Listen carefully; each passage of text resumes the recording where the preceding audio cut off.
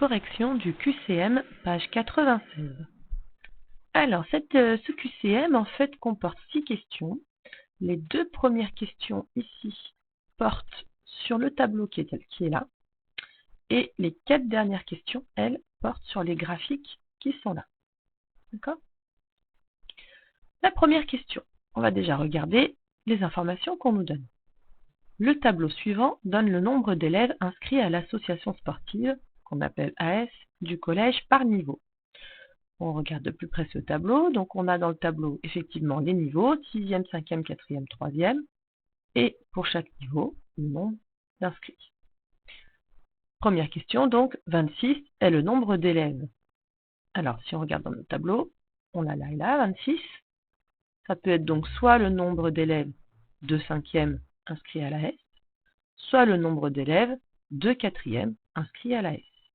On va donc pouvoir entourer les 2 réponses possibles, qui sont celle-ci et celle-ci.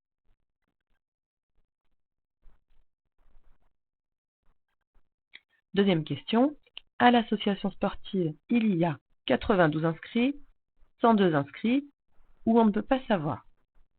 Nous, ce qu'on sait, c'est qu'il y en a 30 en 6e, plus 26 en 5e, plus 26 en 4e, plus 20 en 3e.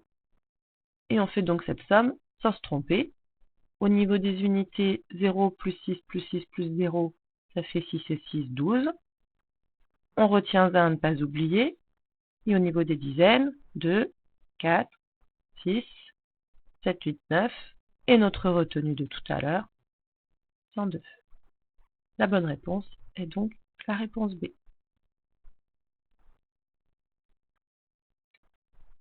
Les exercices suivants. Cette fois, au lieu d'avoir des informations rangées dans un tableau, on a des informations sous forme de graphiques.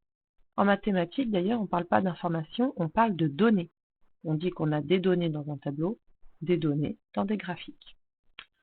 Le premier graphique, c'est un type de graphique qu'on peut appeler soit diagramme en rectangle, soit diagramme en bâton.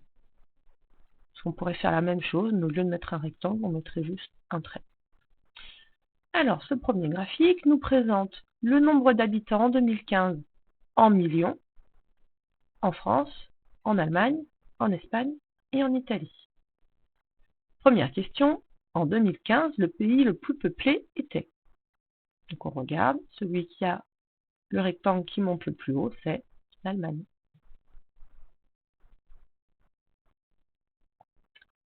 En 2015, l'Italie comptait. Alors là, il va falloir être un peu plus précis. On regarde au niveau de l'Italie, notre rectangle, et on suit la ligne pour voir que ça va jusqu'à 60. Donc l'Italie comptait 60 millions d'habitants. On n'oublie pas qu'on a une unité ici qui est en millions. Le graphique d'après, il nous parle de la journée du lion. En bleu est représentée la part de sa journée qu'il passe à dormir. En rouge, la part qu'il passe à chasser. Et en vert, la part qu'il passe à jouer. On nous dit, un lion joue autant qu'il chasse. Si on regarde notre graphique, on a dit jouer en vert, chasser en rouge. Ces 2 parts, effectivement, font la même taille. Ça veut bien dire qu'il passe autant de temps à jouer qu'à chasser. Dernière question. Un lion passe 12 heures par jour à dormir.